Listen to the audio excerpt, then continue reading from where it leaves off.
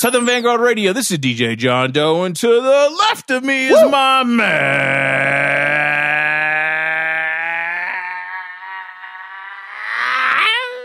Leave Chino alone. Cappuccino Meats. What's up? Just leave him alone. Leave the guard alone. Just leave him alone. Just leave him be. It's a hard night, Vanguardians. It's gonna be a tough, long night. Leave him be, man. He is thoroughly disgruntled. Very unhappy. Very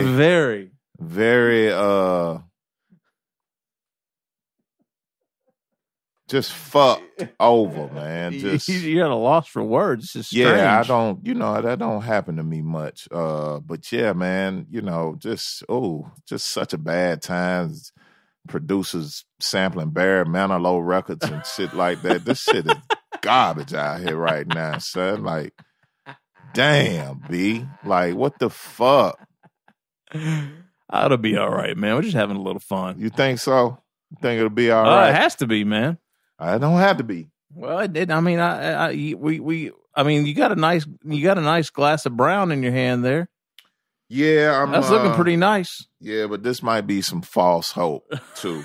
So, well, we know that's especially the case. Kind of find out it's the wrong bottle, and this shit. I've been pleasantly surprised. Okay, well, good. Yeah. Shout out Kentucky Vintage.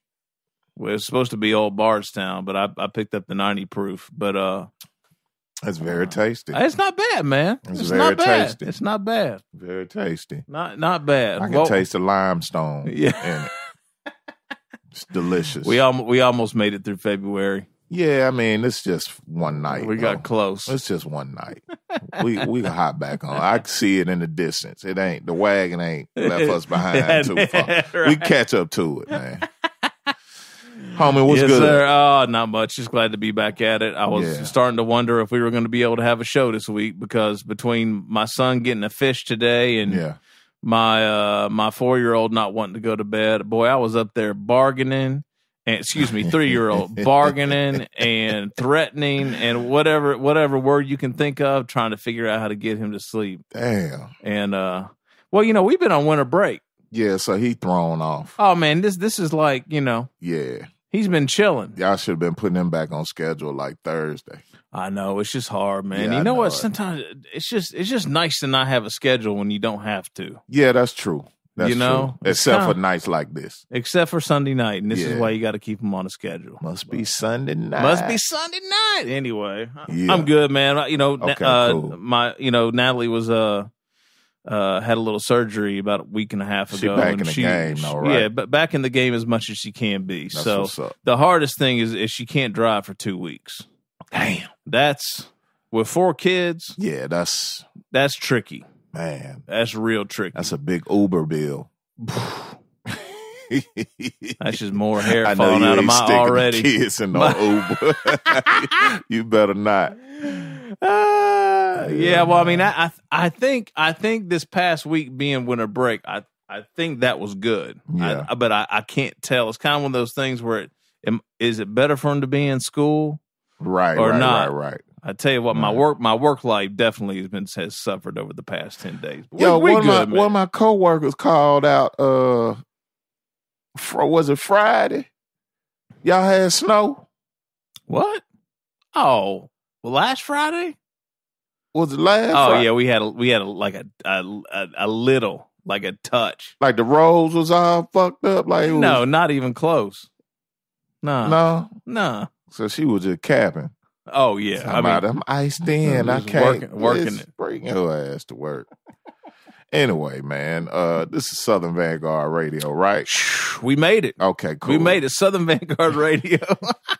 Let's just get into the shit. Let's do it. Let's put our personal problems to the side. Yeah, don't nobody want to hear that shit. Exactly. Don't nobody give a fuck. We got to see you, my brother. It's good to see you too, man. Always, cheers, man. For real, man. Absolutely. Yeah, definitely. Cheers to you. All right, Southern Vangard Radio. DJ John Doe, Eddie Cappuccino, South Memphis motherfucking Meeks. We drop twice a week. If this is the first time you're listening, welcome. Welcome to you one and all. Tuesdays is a mix show. Thursdays is an interview session. So we drop twice a week. Mm-hmm. That mix show on Tuesdays is all the latest and greatest hip-hop, cut up and sliced up how it should be. Meeks and I just talking the awfulest bunch of shit you ever heard. Yeah. And then Thursdays is an interview session with an MC or DJ or producer or photographer or artist or someone within, you know, the sphere of this hip hop thing that we all love so much, for better or worse. Yeah, another crazy motherfucker like us. Exactly. Yeah, that's that's at the end of his fucking rope with this rap shit. It's crazy. Exactly. So make sure you tune in on whatever platform you prefer: SoundCloud, Mixcloud, Apple Podcasts, Google Podcasts, Spotify Podcasts, Stitcher Radio. Did I hit all of them? Oh, and YouTube. Mm-hmm. And then we have some affiliates as well, right, Meeks? Yes, atlhiphop.com, iamclassicrawradio.net, Return to BoomBap, WRBB, X Squad Radio, X Squad affiliates, all of those in Atlanta, and then we venture out to the West Coast with Soul Public Radio. All right. Cali. All right, so tonight we head up north, way up north. Mm-hmm. As we all know, upstate New York has been had their foot on collective hip hop neck for 2, 3, 4 years, and it's not stopping anytime soon. Obviously, nah, they got it. They got it right now. Yeah. And this gentleman, in my opinion, is a part of that. I guess collective foot on the neck, if you will. Mm-hmm. First off, big shout out to Puzzle, who made the connect here. Shouts out to Puzzle. Yeah, and big shout out to Jerry Graham. Jerry working still. Jerry's working still. The hardest working son of a bitch I ever met.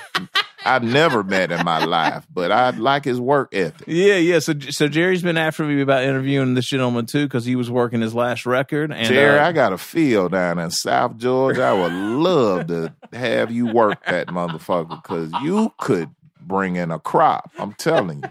Jerry worked hard. Jerry's man. on his Shouts out job. to him. Yeah. So between Jerry and Puzzle, we got this thing going. So without any further ado, no doubt, ladies and gentlemen, the one and only B.A Badd. B.A Badd, what's up? Yo, how you? We good. We good. Not B.A Baracus, B.A Badd. It might be worse than B.A Baracus. Right. Something like the 18, but not like the 18. But not like the 18. B.A., what's going on, man? How are you, my brother? No, man, I'm good, man. I'm blessed, man. I can't complain. And don't nobody want to hear a grown man complain, so I ain't going to complain. You feel me? That shit. That's right. So, how y'all doing, though, man? We're doing great. I mean, like I mentioned earlier, we've got a nice glass of this good bourbon whiskey here, and we're glad to be here. This is Meeks and I's poker night every Sunday night. We get together and talk to people like you and play some rap records all night. Hell yeah. So yeah. Okay. Yeah, man. Yeah. So B.A., where do you want to start, man? I mean, you had a great album drop at the end of 2019. Everybody Eats. Mm-hmm. Man, B.A. dropped a crazy physical package on me. Totally surprised me, dude. This dope. Yup.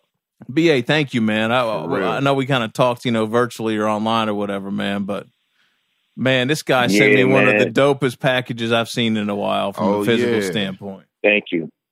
Yeah, Everybody East first play dropped, but back in like November, like November 25th or something like that. It dropped on Bandcamp, and then I released it on all digital platforms about 4 weeks ago, January 24th. Okay. So, you know what I mean? It's doing real good, though. They're real good on the sales, and it's doing even better on the streams. And, man, Everybody East is available right now. And I don't know, man. I love it. I'm enjoying everything. I got another project coming out real soon. Like, I'm following up this year. I'm like, last year I didn't really put out a lot of work. You know what I mean? I kind of like, I worked a lot behind the scenes. But this year, I made a promise that I'm going to give a project every 90 days. And I'm going to give you a video every month. Okay. All right. So you're going to see me all year long. I'm every day I'm going to have something fresh, something new. Every month, you know what I mean? It ain't going to stop. BA was part of that behind the scenes work dedicated towards that packaging you dropped at the end of the year. It was the to-go plate, wasn't it, homie? Yeah. That shit was fly as fuck, man. Thank you. Yeah. It was the work was basically just networking. You know what I mean? Like, but what it was back in 2010, I caught a charge. I went away for about 4 years. When I came home, I had like 5 years of paroles. My parole was real strict on me. So I wasn't able to travel, wasn't able to do much. So last year, June 11th, I finally got off parole. So I was able to pull up to different shows and perform more and do a lot more networking. So with doing that, that's when I started understanding a lot of the, just politics and just how to move, not just releasing music, but just to have more of a strategic game plan on what I was doing. So I just set the game plan up and I just got creative and executed. Dope. You know what I mean? And then I set the game plan up for this year. I thought what I wanted to do, how I wanted to look, and that's what we're doing now. So this year is like really my first full year where I can actually be a complete artist and don't have the restraints of not being able to move around and to do certain things that I wasn't able to do in the past. BA, not to get too far off into your personal shit, but do you feel like the strictness of your parole was justified? And I guess it's kind of two-parter. Would you have any words for anybody that's like throwing rocks at the penitentiary right now that might be on their way? Yeah. I would say, first I would say, half of me would be like, hell no, I wasn't justified, right? Yeah. But me now, I have to say it was a blessing in itself because during them 5 years, it slowed me down. Like, it totally, like, I'm not, like, okay, I came home when I was 26. I went in 22. I came home 26. I got off at 30, 31. So I'm not the same. I'm not 26 no more. I don't think 26. I don't move 26. A lot of things that excited me at 22 to 26 don't excite me no more. Yeah. So I don't get in a lot of trouble. I avoid a lot of situations because of that, because I had to abide by that strict pilot. I mean, I said it was on me. Yeah. I was like, I was category 1, level 1, high risk. So that means I had to go every other week for 5 years straight. That's and they crazy. Came to my house randomly. Yeah. Popped up at my job consistently. Yeah. So I didn't have a lot of room to like play around. I mean, I could have, like some of my friends, but I value my freedom more. And what I would say to my hunks, I'll say to the guys out there that's throwing rocks at the penitentiary, I mean, we all men. I'm not going to tell nobody what to do and what not to do. What I will say is everything that you do affect everybody around you. No doubt. Whether you know it or not. You know what I mean? You go to jail, your daughter, your son, your girl, your sister, your brother, your mother, your father, your grandmother, they all go to jail with you, whether they going to jail with you, visiting you or not. They're missing you those years. I couldn't tell you how many, every Christmas, every Thanksgiving, my grandmother would say, oh, Christmas ain't the same without you. You know what I'm saying? And like, what bothered me was when I came home, first I came home the second week of me being home, my uncle passed away. A year later, my other uncle passed away. Now, I mean, I didn't get a chance to spend too much time with them or had that man-to-man conversation with them because when I left, I was 22. I was still immature, young, running around. I'm 26. I'm a grown man. I'm thinking different. But I never got a chance to sit with them and talk with them, sit down and have a shot of whiskey with them. Yeah. Like I would love to, And then my other grandmother suffered from Alzheimer's. So by the time I came home from jail, she didn't even know who I was no more. That's crazy. So, I just say to guys, like, you got to be aware of what you're doing. And if you are doing it, stand on your square, man up, don't know what you're getting yourself into and have integrity to go through it. You know what I'm saying? Don't cry. Don't put it on nobody else. It's not your girlfriend's responsibility. It's not your mom's responsibility. That's what you chose to do. So you stand on that. But if you can avoid it, if you're smart enough, or which a lot of them are, women too, you're smart enough to figure out a different hustle, a different way to do this thing. Do it. Figure out in your best interest to do that. Because it ain't worth it. No doubt.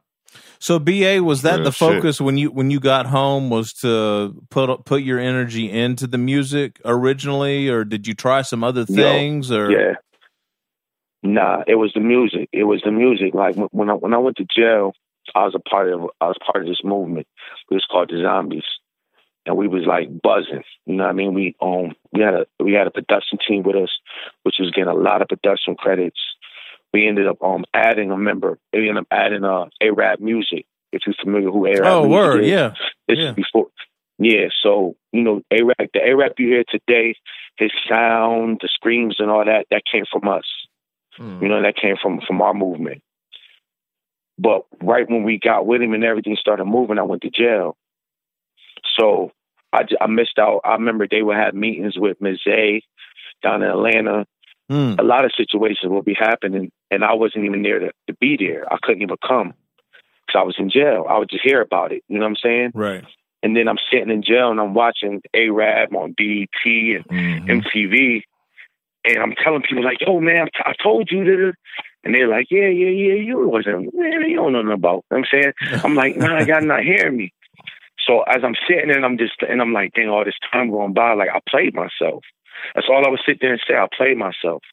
So when I came home, music was my mission. You know what I'm saying? Like I didn't come home playing. I came home focused. And biggest thing that I just tell somebody today, the biggest thing that I did was I came home. First thing I did was try to, complete my application for parole, find me a job.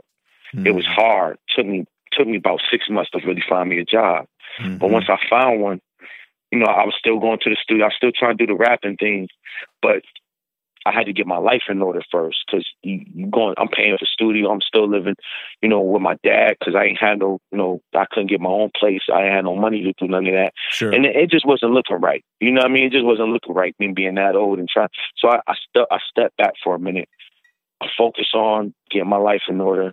I took the money that I was going to the studio with and I bought studio equipment. You know what I mean? So that I wouldn't have to cut that middleman out. At 9 o'clock, I didn't have no reason to be outside. I said, okay, at 9 o'clock, I can work on my craft. I lock in. You know what I'm saying? And I don't got to.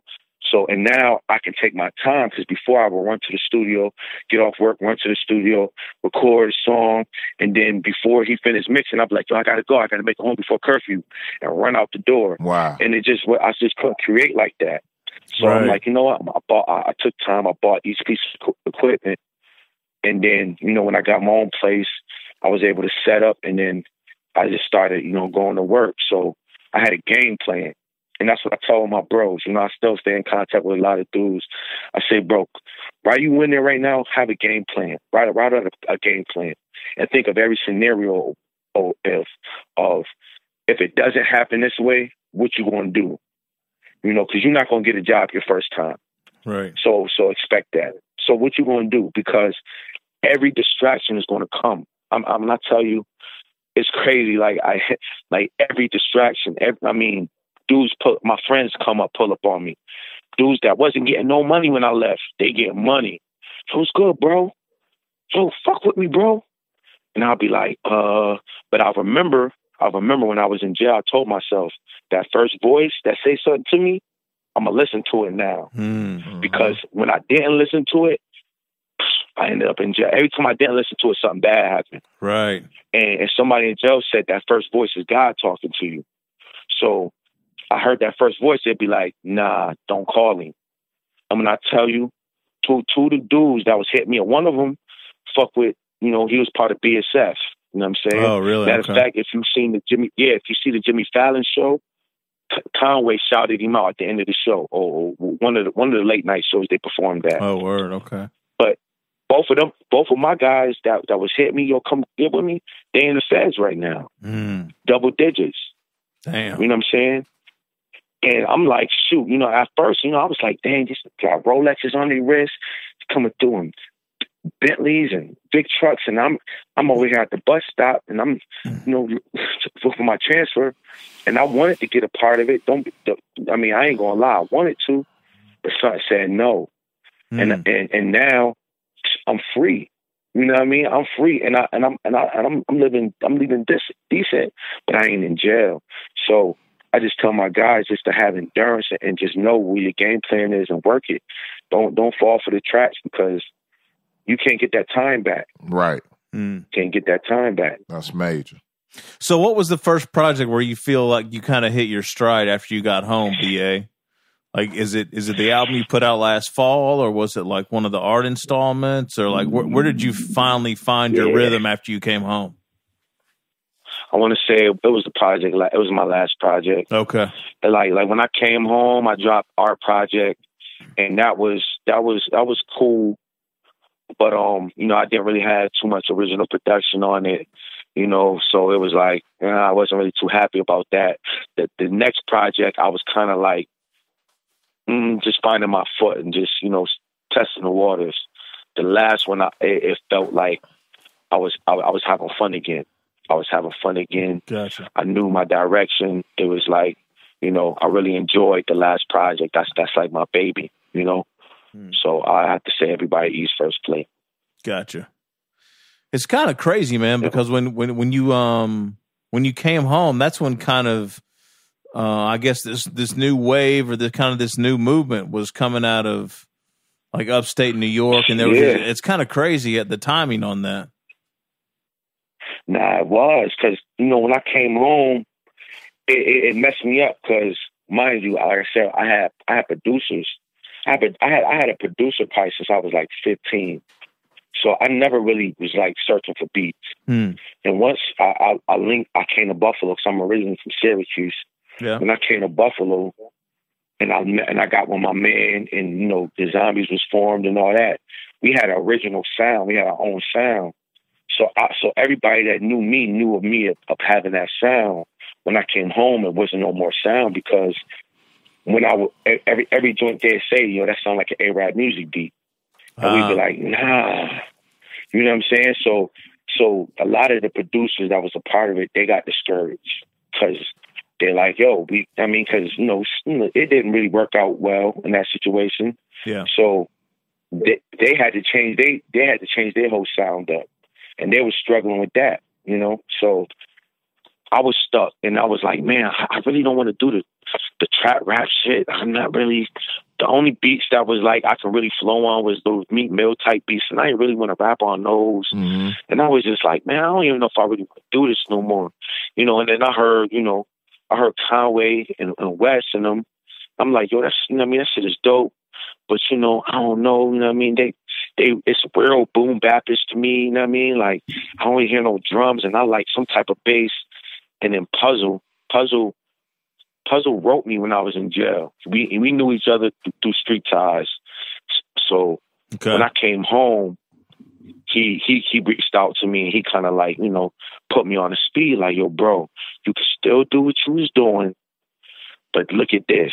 It's a whole new, you know what I mean, wave. So once he put me on to that, and I was like, word. And then, you know, I had to kind of shed the whole, because mind you, upstate was kind of like, you know, they was coming to his own, but the people up here, they listening to everything that everybody else listening to. Right.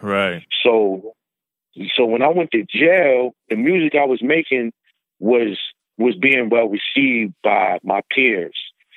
Now, when I started to switch and get back into the like the more boom bapish, they was kind of like, yeah, this is alright, but you should get on this type beat. You know what I mean? Right. And I'll be like, nah, that's not what I'm doing. Y'all don't get it. So it was kind of hard to break that away. But once I just stuck. Once I explained it to them, and they see me moving, and then everything started transpiring with, you know, Griselda taking off, and now they're starting to see my vision. Now they're like, oh, this is what you was talking about back in 2015. Right. I'm like, yes. Yeah. You know what I'm saying? This is what I was trying to tell y'all what was going to happen, because I'm a student of the game. I know that everything comes around in full circles. I knew that the East Coast was coming back. I knew it because the West Coast came back. The Midwest came back. And it came back, and the West came back with its own sound. It came back with its sound. You know, it didn't come back sounding like Future or sounding like, no, it came back with YG and that Bay Area bounce and that's true. and all that. So, but I gotta tell you, BA. I think we still a ways off. I could be wrong, but you know, I definitely, you know, label this as my personal opinion. I could be wrong, but I can't really say that the East Coast is back. I think Buffalo, Syracuse, upstate New York is on the map. I don't consider that East Coast because you just look at. I mean, I don't consider that the entire East Coast is back because when the East Coast had it, it was all boroughs that was making this shit pop. But then you look at the brother that just passed away, this cat Pop Smoke. Pop Smoke. His music was not East Coast to me. He did an East Coast version of what's very popular right now. So I think that element of New York rap exists.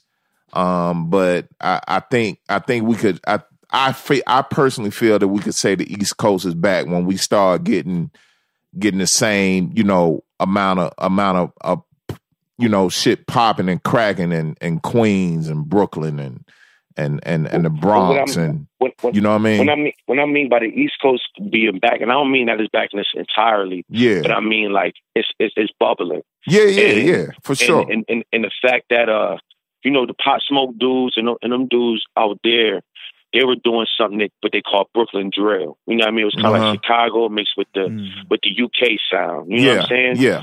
And you know what? You need that because we ain't playing Edo in the club.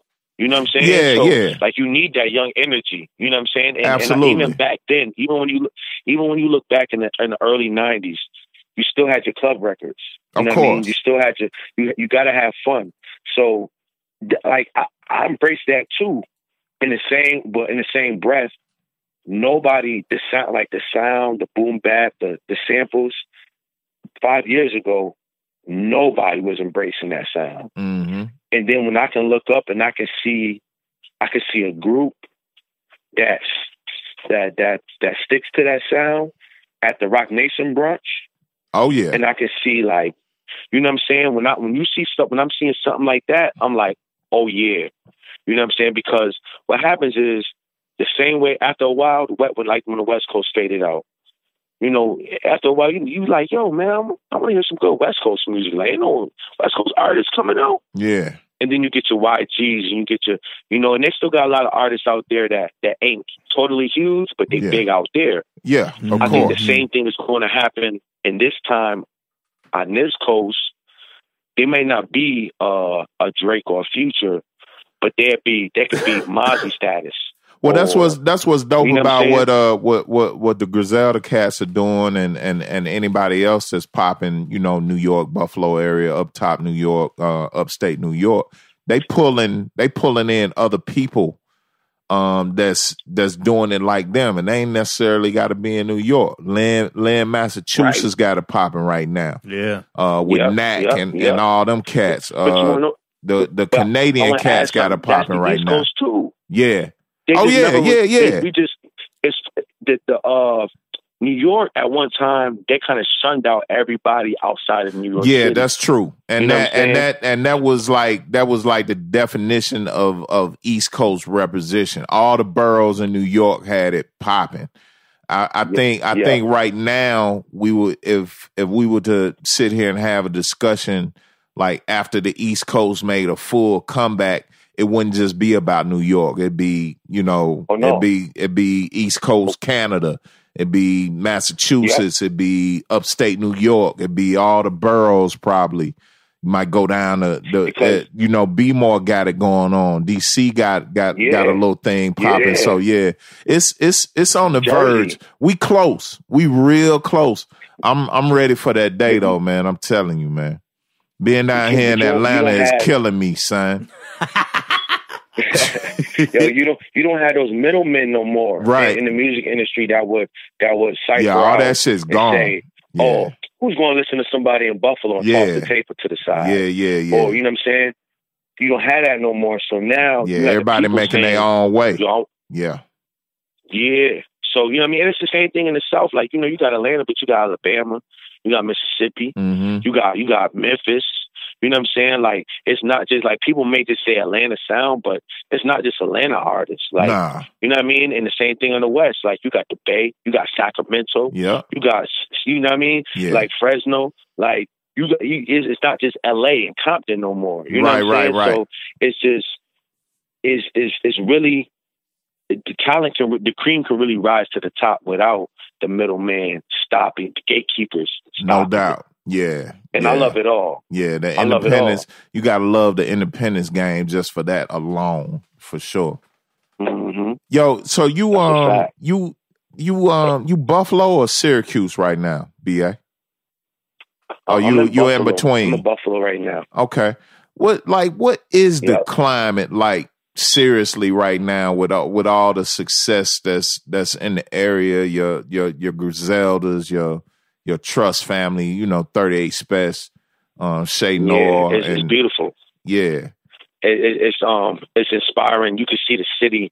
You can see the urban, especially the urban section of the city, moving different. Like, it's like people is like, everybody's trying to do it bigger. They're shooting for the sun now. Okay. Instead of before, it was like, you kind of seen people doing it, but it was like they were timid.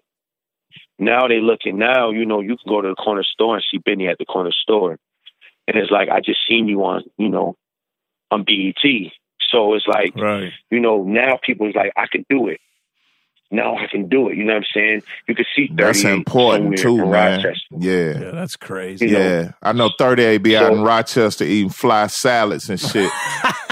We interview Spesh, man. He an ill dude, man. I fuck with Spesh, man. and we never had none of that before. We never had nothing similar to that. We're up here, so that right there, I see that, and I see everybody. And everybody I see just grinding harder. Yeah. You know what I mean? Like, we talked about that because back in the day, the farthest it went up was Mount Vernon. Yep.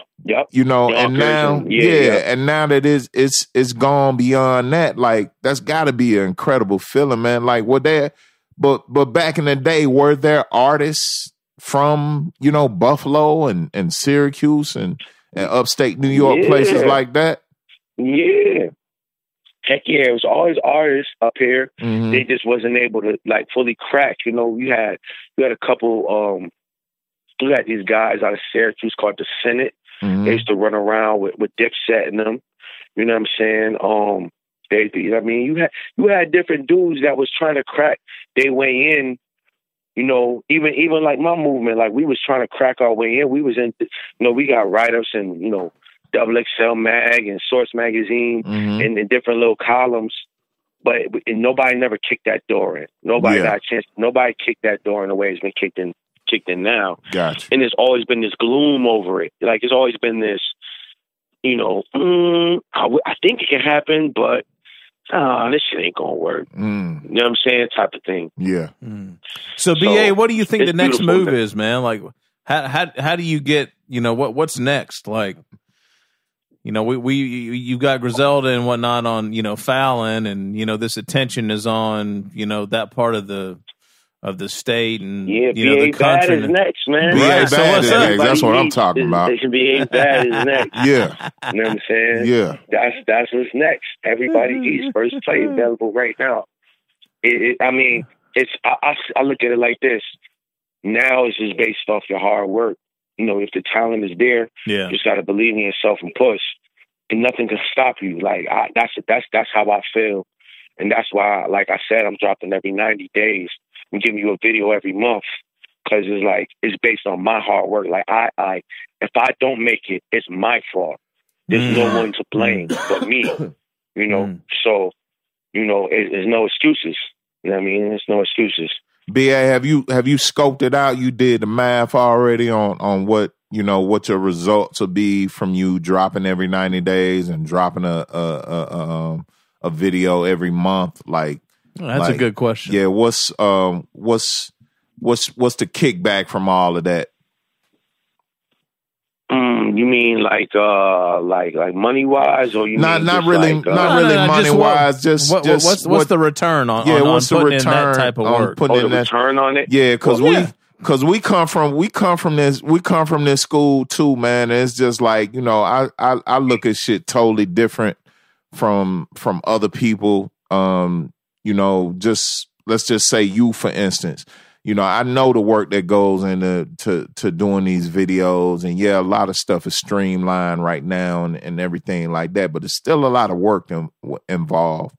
Is it, you know, when I ask you a question like that, you 100%, 1000% believe that is worth your while to go hard body like that on this shit right now?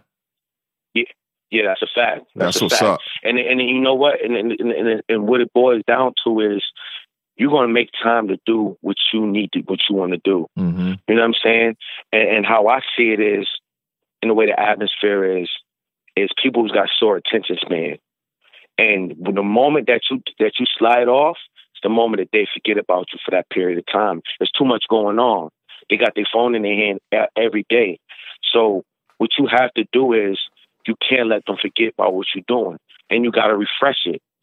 And the difference between what we got in 2020 and what artists had in '95 is that we got accessibility. I don't have to pay $15,000 for a camera for a video no more. Nah, I got my man who know how to do it, and we done built a relationship. So now we know how to work. I don't have to pay $1,000 for a studio session. I got one in my house. Right. I could record. I literally write a song while I'm at work. I come home and I record it, and then I that's how I do it. I'll write a song in my head at work. If I'm moving too much and I got a lot to do, I throw it in my phone. When I get to the house and I got time, I lay it down. Boom, on to the next one. So creating material is not as hard no more. I can get that done. I can get my videos done. The only thing that is my barrier is the money. Mm-hmm. And all that come with budgeting. Yeah. You know how to budget. You know how to say, okay, this goes here, this goes here. Obligations is taken care of. Then I can pinpoint when I'm able to do X, Y, and Z. Yeah. And that's all it boils down to. Okay. You know, I got to tell you what, man. When I posted the package that you sent, BA, I haven't seen a response from. I don't know how you did this. I'm intrigued actually, but when I posted that response, I got so many comments and so many likes and so many reshares from whatever you set up. I mean, I've never seen anything like this in the time that we've done this. We've done the show. Yeah. I could tell you really have some folks behind you, man. It was pretty refreshing to see. Like on top of, the package you sent out, I was like, man, he's really got a team that's fucking with him and trying to make this shit go. Hey, BA, did you know there was a nod to back in the day, that packaging you did? You talking about Tough in the Big Mac thing? I mean, I seen the Big Mac. You put out this. I was a huge Bad Boy fan. When I was little. You know what I'm saying? Yeah. I wasn't thinking of them when I did the packaging per se. Yeah. But I could see the connection. You know what I mean? I could see where people would get that from. Yeah, it's a hell of a salute, man. It just took me back. I'm an old fuck. So it just took me. It was like when I held it, I was like, man, this is familiar to me. I know this shit. And then we were like, oh, the Big Mac shit, and that's the first thing. Puff had a $40,000 check in the Big Mac box for Biggie and all that shit. You start reminiscing on shit. Shit is dope. That shit was dope. What it does is it creates a moment, an experience for you. Exactly. You know what I'm saying? That you don't forget. And that's what the point of that package. And I wanted to recreate. I remember going to the store, I remember not having money to get my $500,000 tape. I used to be a big fan of $500,000. Okay. I used to go to the store called Meteor Play. I used to steal his tape. Right, I ain't gonna lie. I used to steal his tape. Allegedly, but I pop it. Allegedly, and I will read. I used to love tearing the plastic, opening it up, reading every credit. No doubt, every credit. Like feeling. Trying to figure out what his real name was and everything. And I'm like, you don't get that type of experience no more with the music. So in my head, I'm like, how can I give some type of experience for my consumer? Say, boom, when you get this, I want a conversation to come with my name. You know what I'm saying? More than, oh yeah, I heard it. I want to be like, yeah, did you see this? You know what I'm saying? So, word. Salute to you, man. That was fucking impressive. Yeah, that shit was I was impressed. I mean, and plus, I was like, how did this motherfucker get my address? And then I was like, oh, Jerry. I remember Jerry asking me for my address. Working ass Jerry. But man, look, this package came. This package came. I'm just like, I got something from Buffalo. Like, and actually, I got a coworker up in Buffalo, B.A. So I was just like, man, did this guy send me something? Or like, well, I was like, no, this can't be right. And dude, when I pulled it out, I was like, man, why is there a plastic bag in a? And it was just the whole shit. And then when I saw the note written on the check, oh, dude, classic material. Oh man, incredible, man. Classic material, man. Thank you. I think the best feeling in the world for me is having an idea, and then like not knowing how I'm going to get it off. But still pushing the idea of like, okay, let me try this, let me do this, let me Google this, and then it finally comes out, and then to get that reaction from you was like everything for me. You know what I mean? And not only from you, from the people too. From everybody, that showed me how many people like really supported me. Like like I said, I've been doing it for a while, and when you posted it, and then I just sent the word like, yo, so check this out. And there's so many people was like engaged, and people hit me. They're like, I need the project. I'm like, yeah, streaming. They're like, no. I need the CD. Yeah. I'm like, we want the CD. No, I need the plate. Like, give me the plate. I want to play the food, man. I'm trying to eat, man. Hell yeah. Exactly. I was running around here with duffel bags full of them things. You know what I'm saying? That's dope. And that right there was probably the best feeling I had doing this, because it's just like this. It's the idea in your mind to finally like materialize into the physical. Yeah, and then people received it well. So you walking around with duffel bags and them shits. I bet the cats thought you was on some takeout shit. you were door dashing or some shit. For real, people were saying that like, yo, what you selling dinners? and as soon as they see it, they're like, yo, I need one. I need one of them. Like, yeah, let me get that. I would have bought that shit off the strength for real. Yeah. If you had rolled up like that and I just didn't know and I saw that shit, I'd have had to get one too, man. I ain't gonna lie to you. Man, for real. Thank you, man. But I want to say this though. I got a project coming out called Reallyhiim. It's produced entirely by my producer. His name is Reallyhiim. And the reason why we call it Reallyhiim is because he's really that boy. He's him. You know what I'm saying? Okay. I recorded the whole project in a day. I did it in one day, last Thursday, I believe. I recorded it. I had a videotape, so I'm gonna drop the footage soon. And how many joints, BA? This is better. Huh? How many joints? It's an EP, songs. Five songs off the rip.